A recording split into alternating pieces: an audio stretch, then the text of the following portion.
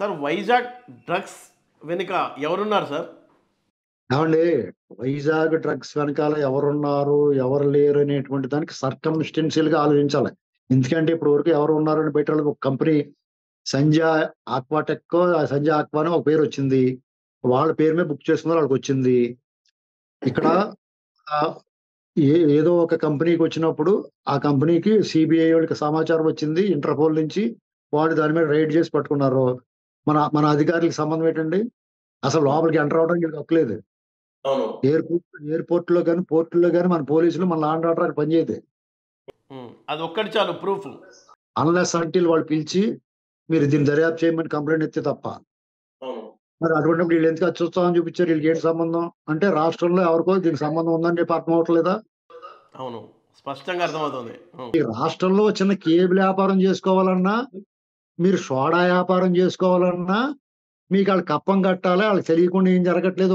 వాళ్ళు మైనింగ్ చేయాలన్నా, ఇసుక వ్యాపారం చేయాలన్నా వీళ్ళ కనుసన్నల్లో, వీళ్ళ అదుపాజ్యంలో పనిచేయాల్సిన పరిస్థితుల్లో 25,000 కేజీల డ్రగ్స్ సంబంధించిన మెటీరియల్ వచ్చిందంటే, అది మీకు తెలియకుండా, మీకు సంబంధం లేకుండా వత్తదా?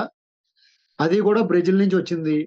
బ్రెజిల్‌తో మీకున్న సంబంధాలు మీకు నాకు బ్రెజిల్ ఎక్కడుందో, ఆ బ్రెజిల్ అధ్యక్షుడు ఎవరో మీకు నాకు తెలీదు.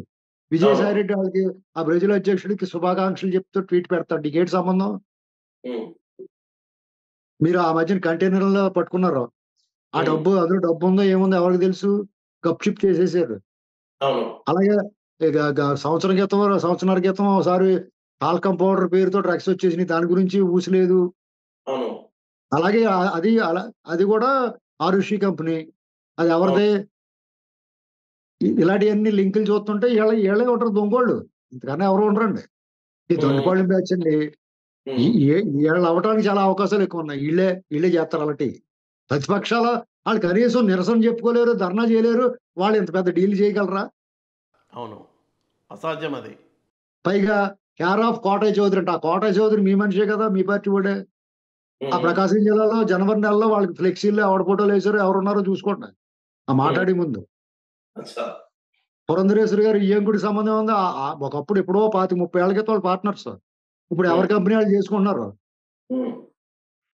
ఇలాగా ఆ మాటకొస్తే పురంధరేశ్వరి గారు అత్తగారు మీ పక్కన ఉంది కదా దెయ్యం. మరి దానికేమంటారు? కాబట్టి నోరు మూసుకొని ఎక్కువ చేస్తే, ఎక్కువ మాట్లాడితే మీకే చుట్టుకుంటది. అది మీరు ఓవర్ యాక్షన్ చేసే కొద్దీ రియాక్షన్ డిఫరెంట్‌గా ఉంటది. మీరు మీ మీ మీరు అతి చేస్తే అది మీరే చేశారని ప్రజలకి మీ నోటితో మీరే చెప్పినట్టు. అంత కష్టపడాల్సిన అవసరం ఏముందండి? ఈ డ్రగ్ బిజినెస్ చేసేవాడు అంత క్వాంటిటీలో సరుకు దింపడం అంటే అది చాలా రొటీన్గా జరుగుతున్న వ్యవహారం అయి ఉండాలి కదా. ఇప్పుడు మీకు డబ్బు సంపాదన, అవినీతి మార్గాల్లో, అక్రమ మార్గాల్లో డబ్బు సంపాదన అదొక ఎత్తు. కానీ అంత అంత మోతాదులో ఆ మాదక ద్రవ్యాలు తీసుకురావటం అంటే దేశానికే నష్టమండి బాబు. మన యువత నిర్వీర్యం అయిపోద్ది. మన మానవ వనరులు ఈ ప్రపంచంలోనే యువత అధికంగా ఉన్న దేశం మనది. ఆ యువత మీద నిర్వీర్యం చేయడానికి జరిగే దాడది.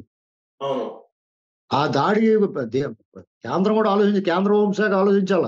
ఇప్పుడు ఎలక్షన్ కమిషన్ చేతిలో ఉంది కూడా ఎలక్షన్ కమిషన్ దీన్ని సీరియస్‌గా తీసుకొని దీని వెనక ఎవరున్నారో వాళ్ళు ఎవరిని వదిలిపెట్టకూడదు. ఒకవేళ జగన్మోహన్ రెడ్డి అనే టీమ్ ఉంటే గనక వాళ్ళని శాశ్వతంగా ఎన్నికల్లో పోటీ చేయకుండా వాళ్ళు జైల్‌లో కూర్చోబెట్టేయాల. అసల ప ప హైదరాబాద్ వైజాగ్ కమిషనర్ ఎందుకెళ్ళాడు? నిన్నెవరు ఎళ్ళమన్నారు అని చెప్పి ముందు అతను ప్రాసిక్యూట్ చేయాల. అతని విధుల నుంచి తప్పించాల. లేతే నిష్పక్షపాతంగా జరగదండి. ఆళ్ళు డ్యూటీలో ఉండకూడదు. వాళ్ళ డ్యూటీ నుంచి తప్పించి అతను ప్రాసిక్యూట్ చేయాల. సీబీఐ వాళ్ళు అదుపులో తీసుకోవాల. అవును. అంటే వీళ్ళ డేర్ ఏంటండి? పోలీస్ అధికారుల డేర్ ఏంటి? సిబిఐని ప్రశ్నించడం, అడ్డుకోవడం అంటే? వాళ్ళకి డేర్ ఏమి లేదండి. డబ్బులండి. వాళ్ళతో డీల్ మాట్లాడడానికి ఎళ్లారు. ఆ డీల్ ఆళ్ళు ఒప్పుకోలేదు. ఈళ్ళు అడ్డుకున్నారన్న విషయాన్ని వాళ్ళు ఎఫ్ఐఆర్‌లో రాసారాళ్ళు సీబీఐ వోళ్ళు. ఆ ఒక్క పాయింట్ తోటి ఈళ్ళని ప్రాసిక్యూట్ చేయాల. ఆ ఆపరేషన్‌లో పాల్గొన్న ఈ అధికారులందరిని కూడా సస్పెండ్ చేసి విధుల నుంచి తప్పించి వాళ్ళని దర్యాప్తు చేయాల. ఆళ్ళ అదుపులో తీసుకోవాల. అప్పుడు గాని కరెక్ట్ లెవెల్ రాదు. ఎందుకంటే ఆల్రెడీ గంజాయి మయం అయిపోయింది ఆంధ్రప్రదేశ్ అంతా. గంజాయి పేటెంట్ అయిపోయింది. ఈ దేశంలో ఏ మూల గంజాయి పట్టుబడినా దాని మూలాలు మన ఆంధ్రప్రదేశ్ చూపిస్తున్నాయి. ఇంకో పక్క ఎర్రచందనం. దాని గురించి అసల వార్తలు కూడా రావట్లేదంటే సైలెంట్‌గా ముసుగేసుకొని పట్టుకుపోతున్నారు. మొత్తం కొండలు ఖాళీ చేసేసుంటారాళ్ళు. అసలు మనకి ఇప్పుడు రాష్ట్రంలో దొంగలు పడ్డారండి. ఉమ్, శుభ్రంగా దోసుకెళ్ళిపోయారు.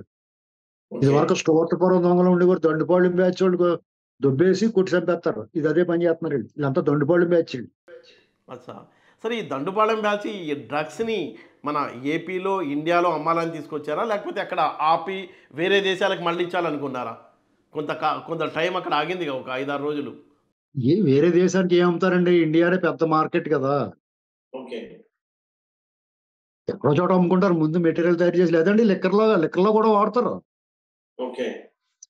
ఇప్పుడు లిక్కర్ ఈళ్ళు సొంతంగా లిక్కర్ డిస్టిలరీస్ ఉన్నాయి కదండీ! ఆహా.